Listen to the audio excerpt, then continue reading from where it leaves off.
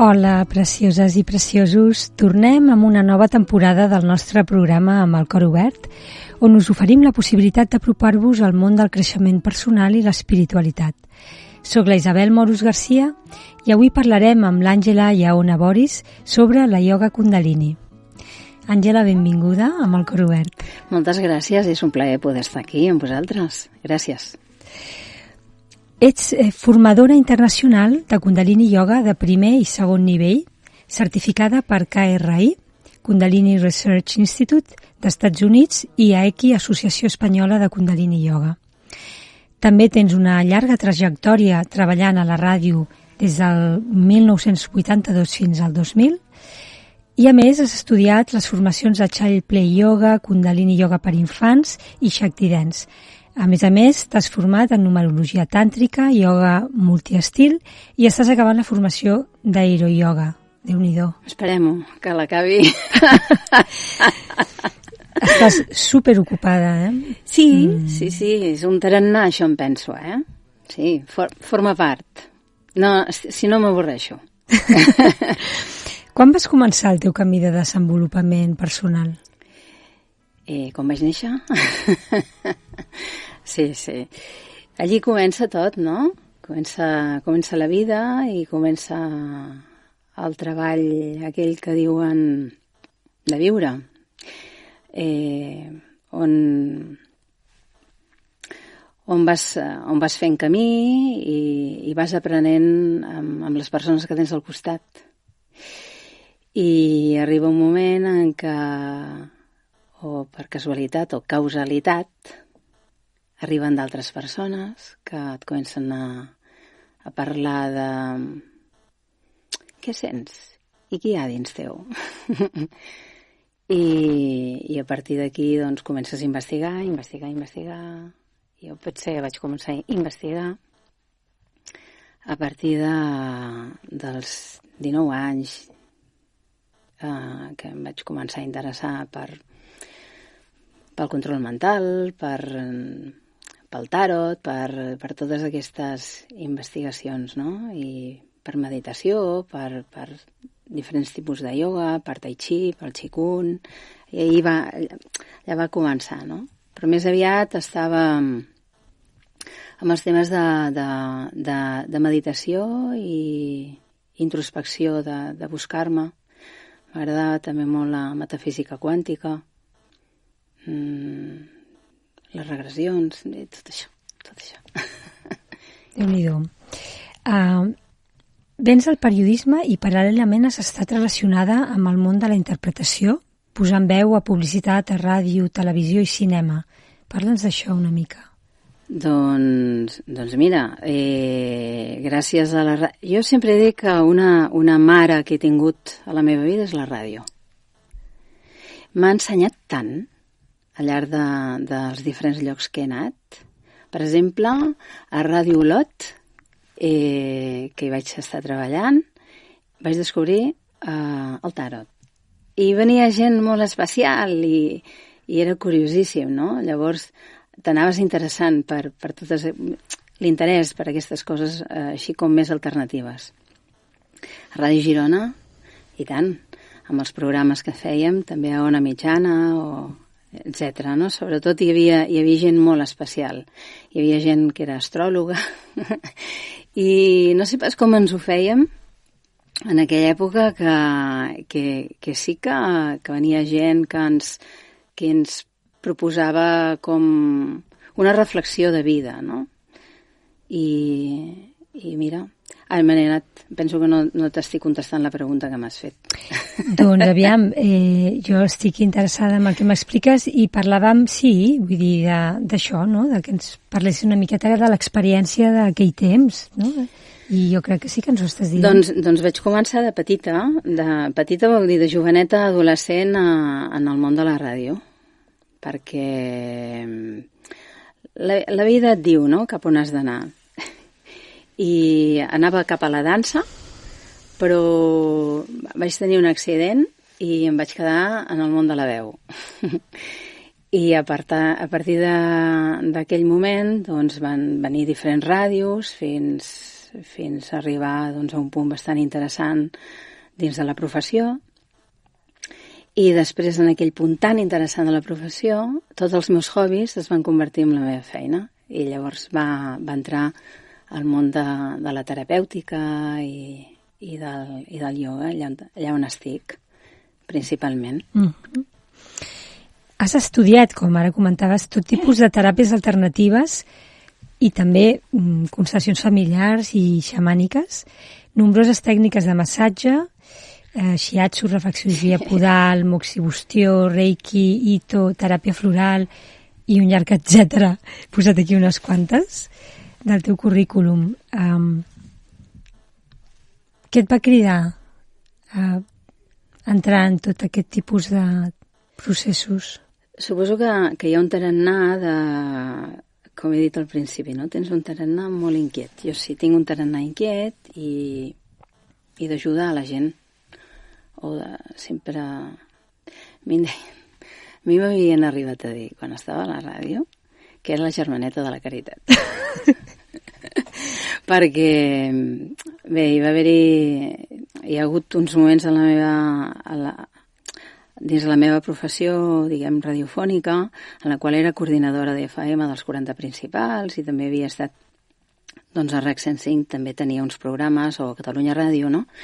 I sempre estava dins del món de la cultura i de la música en aquell moment, i em venia gent que la trobava molt interessant i llavors sempre intentava que tinguessin una entrevista. I clar, el coordinador m'havia dit: home, Àngela, i si sembles germaneta de la Caritat, sempre estàs intentant inquibir, no? No? Aquests grups catalans i tal. Però mira, sempre que tenia posat l'ull allà, aquell triomfava. O sigui que, per exemple, Jarabe de Palo. Ostres, que fort. Sí, vull dir que es va apropar, bueno, pobret, i amb molt de carinyo en aquests moments recordant-lo, no? I encara no era conegut. I sí, bé, aquestes coses. Sí. Llavors deixem-ho en servei als altres, no? Que queda com més vestit, no? Aquesta necessitat de donar servei als altres. A vegades quan volem donar serveis perquè tenim una necessitat d'ajudar-nos tan gran, no? I també he fet aquest procés de saber que jo tinc un lloc en l'agenda i que m'he de tenir en compte, i tot i així encara falta camí per poder ajudar-me prou i estar en el lloc que em correspon. Perquè no sempre una ajuda és bona cap a una altra. A vegades simplement has de quedar quieta. També fas diverses col·laboracions amb l'Escola Superior de Relacions Públiques de la Universitat de Barcelona, sí, on imparteixes workshops centrats en el benestar, la comunicació i la veu. També amb l'alumni de la UB. Sí, en aquests moments sí. Sí. Estic molt agraïda d'haver pogut entrar a fer aquestes col·laboracions. Soc col·laboradora acadèmica, no formo part, simplement hi ha uns workshops extraordinaris als quals doncs intervenen col·laboradors externs o interns de la pròpia universitat, i em van conèixer perquè van venir a les meves classes i algú a la meva formació, i llavors a partir d'aquí vam començar a parlar i evidentment doncs hi ha una feina a fer, que ara, mira, d'aquí el dia 15, a partir del 15 ja començo, i allà hi faig diferents workshops, uns que van dedicats en el món de la veu, del podcasting, de la veu per al videomàrqueting, etc. Els altres de creixement personal a través del ioga, a través de el benestar, perquè treballem meditació, respiració, mindfulness, la creativitat a través de la meditació, i l'empoderament dels nanos que estan allà a través de la comunicació conscient, i saber gestionar la seva vitalitat, el seu estrès, és molt important. Estan molt malament, els nanos d'ara. Vull dir, els 20 i pico d'anys. Ja quan... Ara no en faig, no? Feia classes per adolescents, per nens adolescents de ioga kundalini i me n'adonava que estaven molt rígids, tenen moltes tensions, tenen moltes preocupacions i hi ha com que els hi costa molt sortir del quadre i no saben què han de fer en el futur. I ara és molt important que aprenguin a autogestionar-se i ser creatius i liderar la seva pròpia vida. Encara penso que esperen que els hi donin, perquè han après això, perquè venim d'aquí, no? Venim d'una societat on l'empresa, quan hi entres, és el papa i la mama i hem de fer-los feliços, no? En el teu director, a la teva coordinadora, és igual, no importa. Fem com traspassem aquesta importància del pare i de la mare que a vegades mai estem satisfets i volem satisfer dins del món professional, no? I ara no, ara has de ser creatiu, t'has d'espavilar, has d'inventar i a partir d'aquí anar fent camí. I llavors m'adono que aquesta edat, les edats de 20 i pico d'anys, 21, 23, 25, angoixes, van al psicòleg, no saben respirar, clar, tant de bo en moltes institucions doncs, tinguessin aquest espai per cuidar els seus alumnes des d'aquest punt de vista, no? Un sistema nerviós tranquil, estable i que les seves emocions van més enllà, vull dir, una persona es queixa però passa alguna cosa darrere d'aquesta queixa. I tant. Que llavors hi ha moltes confrontacions, es va molt des del control, des del plexe solar. I el cor obert, que és tan necessari, es té por. Perquè interpreten que el cor obert significa estar desprotegit. I el cor obert significa tenir coratge. Sí, la força, jo diria, en estat pur, el cor obert. Exacte. Seguim endavant. El descobriment del Kundalini Yoga va marcar un punt d'inflexió en la teva carrera professional i personal. Com va anar això? Com va ser? Mira, tu recordes aquella imatge de Vivian Leigh en lo que el viento se llevó, que diu... Nunca más volveré a pasar hambre. Sí? Doncs estava... Bé, jo vaig agafar el món terapèutic d'una forma professional perquè vaig deixar la ràdio, vaig tenir la meva filla, vaig quedar embarassada, vaig dir que hi ha d'haver un canvi perquè jo estava vivint a Barcelona, la meva parella en aquell moment era de l'Empordà i havia de fer un cop de cap. I qui es mou aquí? L'Àngela.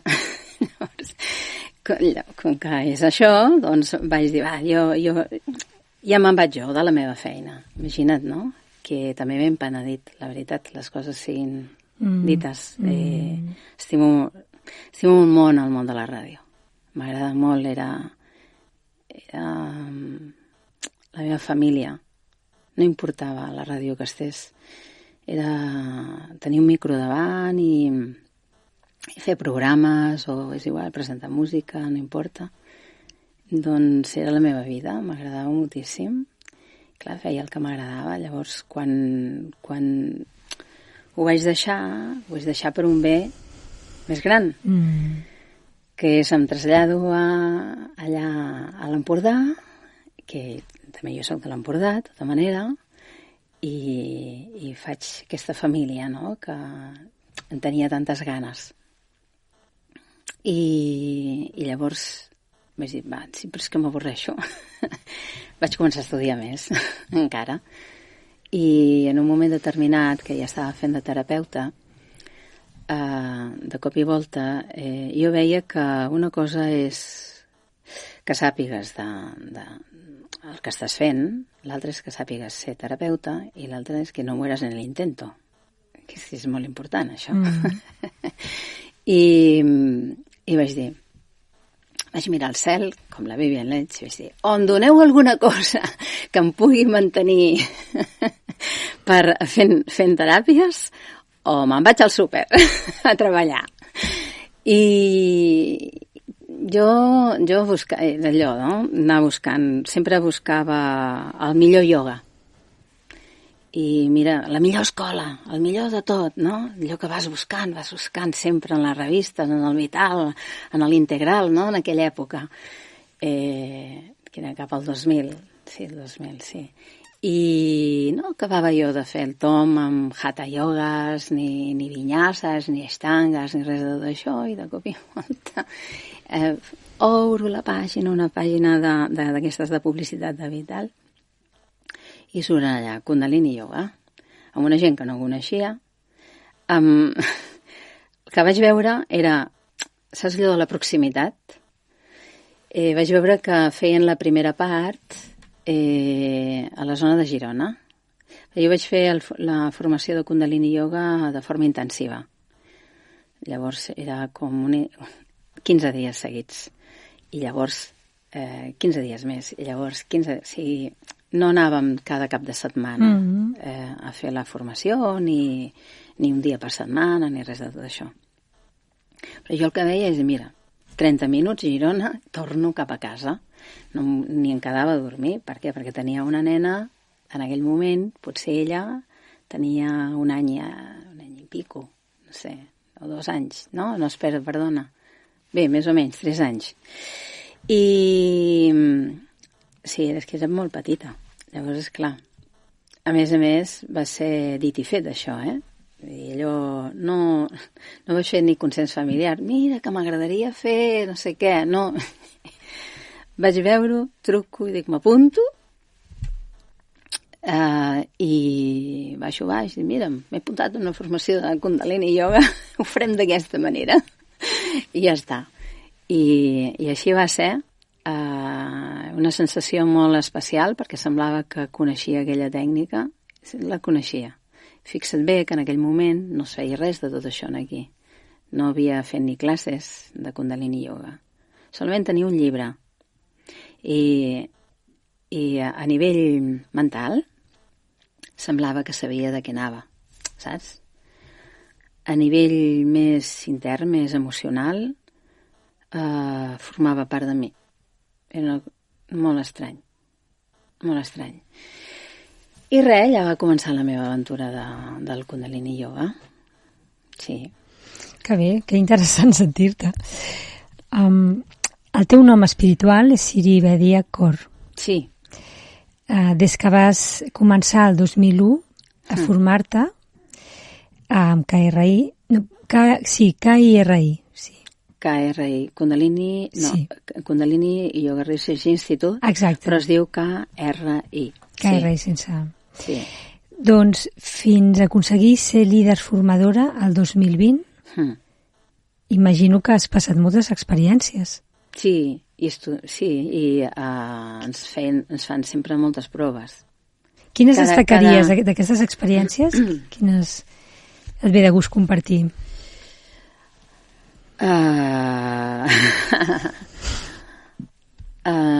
Doncs mira, una companya de formació, que és una gran professora de ioga en general, que es diu Urujivan, que està a Màlaga, ella i jo ens vam formar juntes, per això ens vam conèixer, sempre em deia, no entiendo cómo puedes hacer Kundalini Yoga en l'últim punt en un poble petit de l'Empordà, amb gent gran. I jo dic, Diu, perquè és que cuesta un montón. Allò que comentàvem abans fora de micro, que tu deies, és que això del Kundalini Yoga no acaba d'entendre's, no acaba de... com que espanta, o no sé ara quina paraula em comentaves, però sí que feies una reflexió sobre el Kundalini Yoga. El que és desconegut. Que és desconegut i tal, sí. Doncs ella està a Màlaga, té una escola molt coneguda a Màlaga, en plena ciutat, i no aconseguia en aquell moment doncs, sentir que podia proposar el Kundalini Yoga així, a cor obert. Però jo sí, jo des del primer dia ho vaig començar a fer i tenia un grup de gent gran que va durar potser fins a la pandèmia. Des del 2005 o 6. Bueno, potser des del 2004. Sí, directament es van anar a fer grups, van anar canviant i tal, i estaven molt entregats a fer el Kundalini Yoga. Llavors aquesta experiència, home, és bonic. I jo destacaria una de les 1001 experiències, no? Una és treballar amb la gent gran cantant mantres i l'altra els nens cantant mantres, que havia aconseguit fins i tot en una classe 11 minuts cantant dins del Kundalini Yoga hi ha un mantra que es diu Govinda Mukhan, Déu Daré Pare. Amb quines edats estem parlant, d'infants? 6 anys, sí. I una bona relaxació, que se m'hi dormien. O sigui que molt maco, en comunicacions celestials, que són en moviments corporals, amb els seus pares. No sé, he tingut experiències boniques. Experiència molt bonica, que alumnes infantils ara són professors de Kundalini. Això és molt maco. És preciós. Sí. La meva filla, per exemple, és professora de Kundalini Yoga, i llavors hi ha un altre noi que ara és economista. Ui, que gran que soc. És que, clar, quan dic això és que penses, uau. Això ho haurem de tallar, Doncs sí, també es va formar com a professor de Kundalini Yoga al seu moment. Jo recordo una experiència amb ell molt maca, que, clar, feia les classes de nens, adolescents, i llavors ja vas adults. I ell tenia 18 anys, ja. I jo li deia, dir-li el seu nom, no passa res. Escolta, Marc, que penso que has de passar en les altres classes. Jo estic bé aquí. jo estic bé aquí fent el ioga per nens. Jo estic bé aquí, no? I sempre m'ha fet molta gràcia aquest record. I no sé, sí que n'hi ha moltíssims de records. Records amb les formacions, molta gent, molta amabilitat. Parlarem de les coses positives, no, Isabel? Sí, i a més, jo t'agraeixo que parlis d'amabilitat perquè jo també he tingut l'honor de formar-me amb tu i és una cosa que tu desprens aquest cor obert i clar, això ens estova a tots. És així de clar. Gràcies. És veritat. Sí. Molt bé. Parlem de la Kundalini Yoga, a mi m'agrada dir-ho en femení. Quines característiques té? Per la gent que no sap sobre Kundalini Yoga i ens està escoltant. Tu em fas preguntes molt amples. Sí, és veritat. Deixo tot l'espai a la persona, és veritat. Reconec. Però vols que ho comenci? Concretament a què et refereixes? A veure, Kundalini Yoga, Kundalini significa consciència. Si ho veiem des de aquest ioga contemporani que va portar un senyor ara en aquests moments amb poca credibilitat com molts mestres que venen d'Índia. Sempre ho diem, a veure, veuen un món diferent, llavors l'han de provar i plenament. Llavors, el líder o el creador d'aquest tipus de ioga, a veure, d'això hem de fer història, hem d'anar molt més enllà. Hem d'anar en el moment en què els anglesos van entrar a Índia. Aviam, tenim temps. És que clar, obres molt l'espai. No, però és ràpid. Perdó. Els anglesos van entrar a Índia i llavors els ioguis van anar a les muntanyes.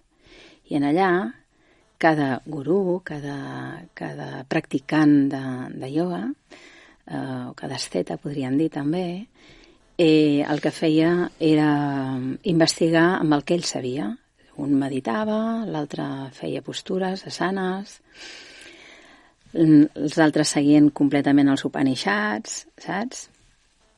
Bé, en fi, la qüestió és que quan aquests anglesos van començar ja a introduir-se dins la societat hindú, aquests van baixar, els anglesos van dir, uau, què és això? Això ens ho hem d'emportar cap a Europa. I a partir d'aquí, cada mestre o cada practicant de ioga doncs, va vendre el seu tipus de ioga, fins a arribar en el món contemporani, que ens trobem a Iyengar, ens trobem a Sivananda, i ens trobem a Osho, com ens trobem a Yogi Bhajan, saps? Llavors aquí estem en una època en la qual s'agafa el ioga i es fa, diríem, un matxembrat, no? El Yogi Bhajan doncs, va agafar aquest tipus el ioga i va unir part de les seves creences, no? Com hi havia un mestre que es deia Virasan que feia era cantar mantres allà al nord de la Índia, del Panjab, i llavors, doncs, clar, mantres. Nosaltres en diem mantres, perquè anem repetint, no? Per ells eren poemes, per ells eren cants litúrgics, etc etc. Llavors, en el ioga Kundalini, el que s'utilitza, l'idioma és el Gurmukhi, perquè és del nord de la Índia. Llavors, s'utilitza aquest tipus de banda sonora. Pel que fa al Kundalini Yoga, neix estan els Upanishads, en l'època dels Vedes, que és Kundalini Yoga Upanishads. I si tu vas a llegir allà et parla de respiració, que nosaltres en diem de foc, no? Parla de respiració, sobretot respiració i postura, respiracions llargues i profundes, i parla d'una investigació en la qual el ioga et pot portar més enllà d'un simple treball físic.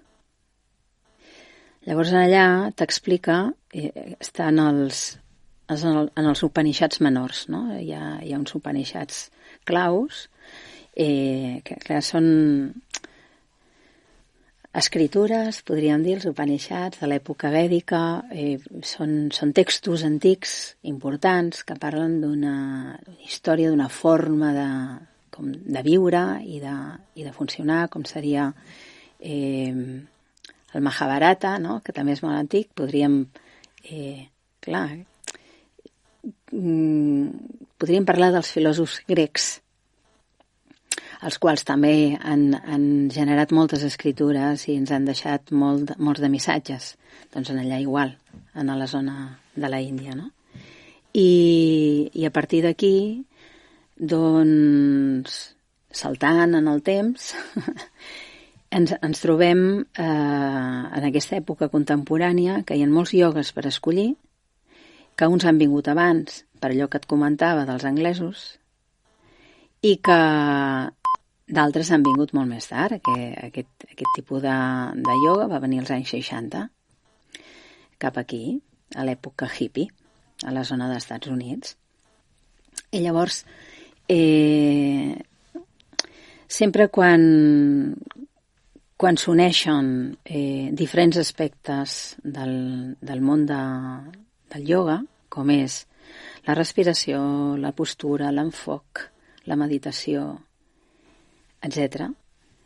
La banda sonora, que és el mantra, la repetició d'un so per parar la teva ment, doncs arribes molt més enllà que una tranquil·litat física. Entres en el món espiritual. L'espiritual no té res a veure amb el religiós. L'espiritual és aquella part de tu secreta que no comparteixes mai amb ningú i que creix tota la teva vida, es desenvolupa, que te dona consciència. La Kundalini és la qualificació del viatge energètic dins del teu cos, a través dels canals que dins l'argot iògic i d'Ipingala doncs es van generant una intersecció en aquells centres energètics que es diuen xacres en el cos i que si ho traduïm o gestionem des d'una forma occidental podríem connectar els plexes solars, el sistema endocrí. I a partir d'aquí hi ha una connexió, nosaltres som energia, no? Llavors es tracta d'harmonitzar, de refinar aquesta energia que hi ha en nosaltres, perquè ho entengui l'oient que... La refinem constantment cada vegada que tenim... Ai, mira, quina idea! Uau, ara me n'adono. Saps l'ara me n'adono? És una pujada de Kundalini. El que passa és que es té tendència a sobrevalorar-ho tot, a generar molt de misticisme, a dir que si la serp enroscada a la base de la columna, però això és poesia pura que està en aquests llibres antics, però tu has d'entendre què és el que està dient. Clar que sí. És un lloc pragmàtic que estàs parlant. Clar, perquè és que si no, no s'entén. Què fas? Clar que tenim un centre energètic, ho diuen moltes, a la zona del Malik, no? També ho diu la medicina xina. Hi ha zones del cor on hi ha molta energia i ens alimenta. Nosaltres hem de menjar per tenir energia, hem de respirar i així donem menjar a les cèl·lules. Llavors, si m'ho mirem des d'aquest punt, fa menys por, no? O no? És com més a l'abast, no? Més quotidià. Llavors no hi ha tant de misteri i també a vegades ens agrada el misteri. Ai, a veure què passarà, què apareixeran aquí, veuré colorets. No necessàriament. De tota manera hi ha misteri, però no és el d'aquesta naturalesa que tu parlaves, no? I jo com a practicant sento que hi ha un misteri en el sentit d'una cosa innombrable i alhora és això, no? Ets tu. Exactament. El misteri ets tu. L'únic misteri ets tu. És allò que no coneixes de tu. L'avantatge amb el Kundalini Yoga, o també podríem dir... L'avantatge amb el Kundalini Yoga és que vas més enllà d'una teràpia emocional. Vas més enllà, perquè treballes tots els aspectes del ser. Llavors, la teva conclusió, quan ja no és misteri, és molt més profunda, molt més estable, molt més conscient i molt més elevada que simplement un joc psicològic, saps? De comprensió mental. Perquè aquí el que fas és comprendre-ho a través de tot el teu poder personal. Mentre tu no arribes en allà és un misteri.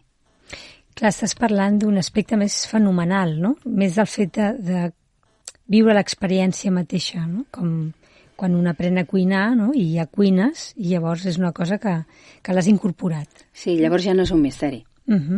Clar. Llavors, és que és això, vull dir, l'avantatge del Kundalini Yoga és que és una equació matemàtica que et porta a un descobriment de tu mateix impressionant, imprevisible, i mai ho pots controlar. Et coneixes. I potser no t'agrada el que veus, però el millor per tu seria mirar, observar i m'hi quedo. Últimament estic trobant a professores dins de les meves classes que la meitat de la classe s'aixequen i se'n van perquè ploren, no? I perquè han tingut un moment d'impacte. Constantment estic dient a tothom, al llarg de tots els anys, quan et passi això, simplement t'atures, plora, perquè no està bé plorar. Si el plor dins d'una classe de ioga, Kundalini, és una neteja, és una alliberació, com el riure. Ai, és que aquell està rient, és que rigui, és una catarsi, és una transformació, és una alliberació. No ho fa des del plor, ho fa des del riure. Doncs està súper, fes-ho. Ah, ja, però que contagia tota la classe. I què? Serà que tota la classe necessita riure? Saps? I dius, però no és el ioga del riure teràpia, també. És que Kundalini Yoga és es balla, es riu, es canta, es respira, es fan asanes postures, etcètera, etcètera. És molt eclèctic. I sempre és diferent, no? La gent a vegades em diu és que el Kundalini Yoga... No, és que no he fet mai ioga, però és que és molt avorrit el ioga. El ioga... o aquestes postures són molt difícils, o s'ha d'estar molt quiet. I dic, no, això és perquè has vist molts anuncis on solament canten el Om amb postura. Nosaltres diem fàcil, amb les cames creuades i juntant els dits, no? No, aquí potser hauràs de fer abdominals i a veure si aguantes més que el gym. I tant. Sí, i Sirivèdia, jo dono fe que tu ets de les canyeres, Vull dir, que amb tu es fa cardio, a classe. Sí. Una mica. Sí. A qui li recomanes aquesta pràctica? Clar, abans has parlat d'avis, has parlat d'infants. A tothom, no? A tothom, perquè ho pot fer tothom. L'avantatge és que ho pot fer tothom, perquè hi ha tantes possibilitats amb el Kundalini Yoga que diu, em fa mal la cama, no et preocupis, fas aquesta sèrie d'exercicis. És que no respiro bé, no passa res, vull dir, hi ha solucions, hi ha alternatives per a aquest tipus de respiracions. De tot. Llavors, si no pots arribar a aquest exercici, doncs, evidentment, el substituïm per un altre. El que és imperatiu és que no et facis mal al cos, que cuidis el teu cos, que arribis fins on pots arribar. En cap moment es força cap postura, perquè es considera que hi ha una part de tu que decideix quan ha de fer aquella postura. Perquè la postura, què és la sana, realment? No és solament una postura, és com t'agafes la vida. Una actitud. És una actitud. Doncs això. Olé. Des del 1999 tens un centre de teràpies que des del 2002 es va convertir en una escola de Kundalini Yoga presencial i en línia i que actualment du el nom d'Omana. Ens en parles? Aquestes preguntes obertes, Isabel. A veure, què t'agradaria que expliqués concretament? Què t'agradaria saber de mi? Doncs sí, m'agradaria que ens parlis una mica de què es pot trobar a Omana ara mateix. Doncs Omana en aquests moments és una escola bàsicament de Kundalini Yoga. Es fan formacions tant a la zona de Girona com a la zona de Barcelona. Organitzo formacions de Kundalini Yoga. Es fan classes. També pots venir tant presencial com fer-ho online, sobretot això es va instaurar des del 2020 amb la pandèmia. Abans ja havia fet incursions online, quan va començar el Hello World i aquestes coses, i em veien des d'Argentina, perquè sempre, és que m'ha agradat moltíssim tot el tema de l'informàtica, internet, etc. I llavors, doncs, fins a arribar a la pàgina que tinc ara en aquests moments, humanaon.com, en la qual doncs, la gent es pot inscriure i des de casa seva pot accedir tant a classes gravades com a classes en directe, i a vegades doncs, a l'estiu, si estan lluny, i a vegades em venen a veure i venen a fer les classes presencials també. És un centre de retirs, Humana, hi ha habitacions i doncs es fan de tant en tant, o a vegades sovint, és que depèn, no és com molt aleatori, es fan cursos. I sí, certament jo també acompanyo a les persones a nivell individual per trobar, diguem, el seu millor camí, no? O buscar la seva millor versió. I més o menys faig això. I he vist en el currículum que és Gloti Studio. Gloti Studio, jo tinc des de, també, a veure, les meves col·laboracions amb la ràdio no han acabat mai, sempre... Jo estic col·laborant amb la SER i ho faig a través del quadre de veus de publicitat. Des del 2020, és que va ser un abans i un després això de la pandèmia, que també podia haver-ho fet abans, però és que com que tenia l'estudi de gravació a Figueres, doncs no passava res, jo anava allà. Però des del 2020, clar, va canviar tot i vaig muntar un estudi com aquest, un estudi de gravació a casa meva, és un home studio, i des d'allà treballo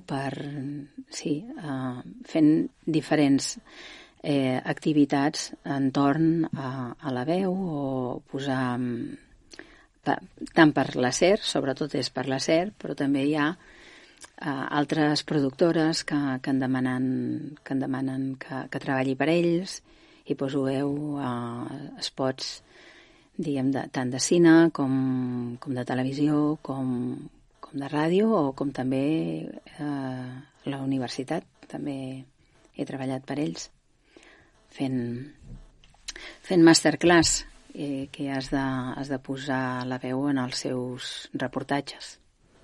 Ets un exemple vivent de lo que és una persona eclèctica. Sí.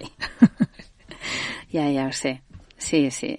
No, és que si no també m'avorreixo. Però pensa que el meu home studio em va molt bé, perquè fixa't que jo gravo les classes, faig meditacions guiades, relaxacions guiades, i també faig tips. Llavors, doncs, sí, necessito tot aquest entorn de... Què són tips? Tips sobre temes en qüestió, no sé, qualsevol tema que sigui relacionat amb creixement personal o amb ioga, doncs obro aquell tema, dono la meva opinió o dono informació.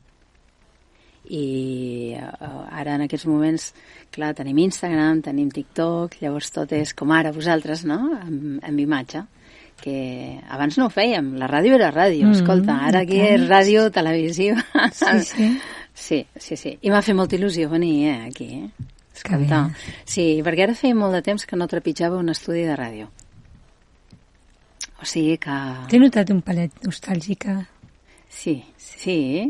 Ai, sí, m'agrada molt. Sí, és que sóc una fan del món radiofònic. Sí. I dius que la teva trajectòria és un reflex de la passió per la comunicació, el creixement personal, i que estàs compromesa a seguir explorant. Sí, no paro. M'ha agradat molt aquesta frase. No paro, no. Ara mira, ja fa temps d'això, però hi ha una plataforma que es diu Mindvalley, que és superfamosa i coneguda, que allà hi va... com Gaia, no? Hi ha plataformes molt interessants en les quals hi ha gent en el món que sap parlar, que sap transmetre, tot i que expliquen coses que potser ja saps, però com que ho saben fer, ho saben transmetre, doncs jo els recomano. És una plataforma de creixement personal bestial i em fico amb totes aquestes plataformes per descobrir gent, per conèixer. Sí, el que estan explicant el mateix de sempre amb d'altres paraules, d'una forma molt més actualitzada, i així arriba més. I això és el que deia Jesús, el que deia Ramta, el que deia Saint Germain, el que deia tots aquests clàssics de tant Gandhi, no? I si anem a parlar de Kundalini Yoga, doncs podríem parlar de Guru Nanak. Tots diuen el mateix. Cada època té el seu llenguatge. Per això sóc una fan de la comunicació. Tot depèn d'un mateix, com et comuniques. I que la forma sigui fidel al fons. Exacte. Sí, exacte. Siguis honest. La honestedat és bàsica. Sí, sí. Has triat aquesta música que ara comença, Meditative Mind, The Secret of Universe, entre les que t'agraden per relaxar-te. Bé, et vaig recomanar a aquesta gent perquè penso que està fent una bona feina. Estan al YouTube i trepitja diferents ideologies dins del món del yoga, saps? Utilitza diferents també mantres, aquesta no, però és molt agradable i funciona. Com ells n'hi ha d'altres, però s'ha fet prou coneguda aquesta gent. Sí. Sí, la vaig estar escoltant i realment és un plaer.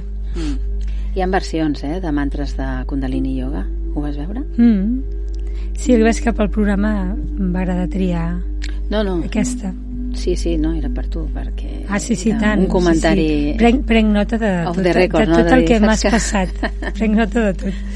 I ho exploraré quan tingui els meus espais. Ens recomanes una lectura? Pot ser de ioga o alguna que consideris significativa, que ara t'inspiri de compartir? Doncs una lectura que és interessant i actualitzada, i que jo podria parlar de lectures en dispensa, amb, per exemple, el títol Deixa de ser tu. Jo hi dispensa concretament, Per exemple, Deixa de ser tu. Sí, arriba bastant. I parla del que parlen els antics, fins i tot de la base del Bhagavad Gita o dels Upanishads, perquè és que es llegeixen allà dintre, saps? O de Ramta, perquè també ha estat un fan de Ramta. No sé si coneixes Ramta o Saint Germain o totes aquestes Saint Germain, sí, Ramta, totes aquestes diguem, personalitats, no? Mítiques que fan por, perquè es parla de canalització, es parla de més enllà d'una realitat, i és estrany. Però el dispensa, com en Lipton i d'altres, són investigadors, tenen títols, això és important, i llavors saben transmetre d'una forma molt, molt clara tota aquesta espiritualitat que et pot canviar la biologia humana i donar-te salut fins al final. I al final solament pot ser com aquests grans mestres, o com Buda, no? Que el que fan solament és traspassar, no morir. Això és important. Això és molt profund. Hauríem de fer un altre programa. Sí, és important tenir salut. I és important traspassar. Sí. Aviam, dono fe que n'hi hauran molts, però digues un moment a la teva vida on et recordis amb el cor obert. Jo crec que sóc cor obert. Formo part d'aquest programa ja. Sóc això. a la meva filla soc cor obert sempre. Sí, cor obert.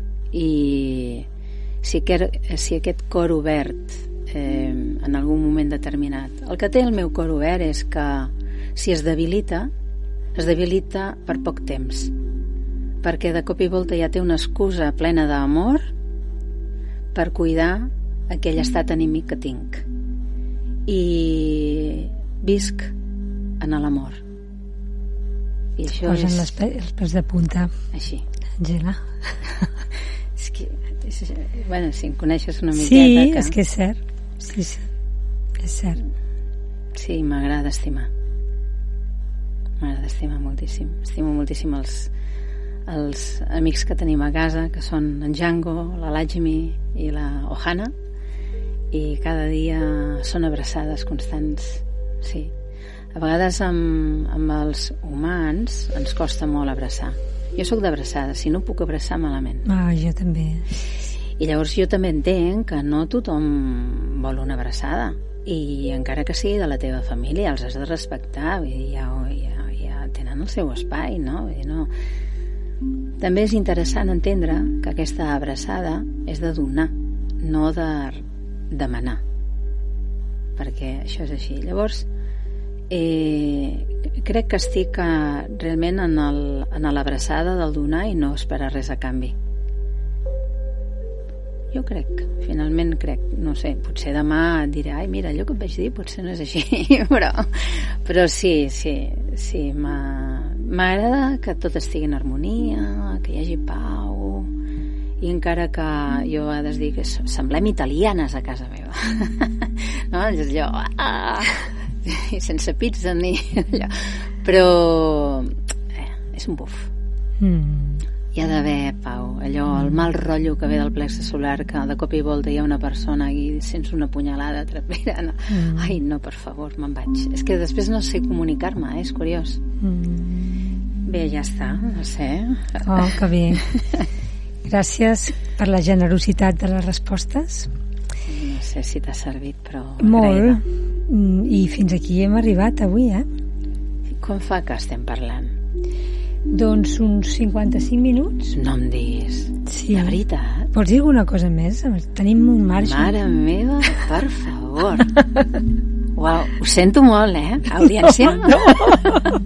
Però molt de gust, ha estat un plaer estar aquí, estic molt, molt, molt agraïda, i que sapigueu que la Isabel amb matrícula d'honor Kundalini Yoga. Ostres, que fort, ara no m'ho esperava, això. I tant. I per què ho dius, això? Perquè vas a ser una alumna molt integrada, molt viva, preguntant, retant en els formadors, molt agraïda i amb molta presència. I sempre que parlaves hi havia una raó, era molt interessant, superinteressant sempre quan tu explicaves el que pensaves, i sempre aportaves, sempre sumaves. A mi m'agrada la gent que suma, i tu sumes. Carai. Moltíssimes gràcies. Ho diem amb Kundalini, Satnam? Satnam. Estimada, gràcies. Ha estat un honor tenir-te al programa. Un plaer. Moltíssimes gràcies per compartir la teva saviesa. Bueno. Sí. I bé, doncs si voleu veure l'entrevista i també les anteriors, podeu visitar el meu canal de YouTube, que porta el meu nom, Isabel Moros Garcia, i també podeu visitar l'Instagram Isabel Moros Terapeuta i la web isabelmoros.com. I ara us deixo dient adeu, desitjant-vos a totes i tots un cor ben obert.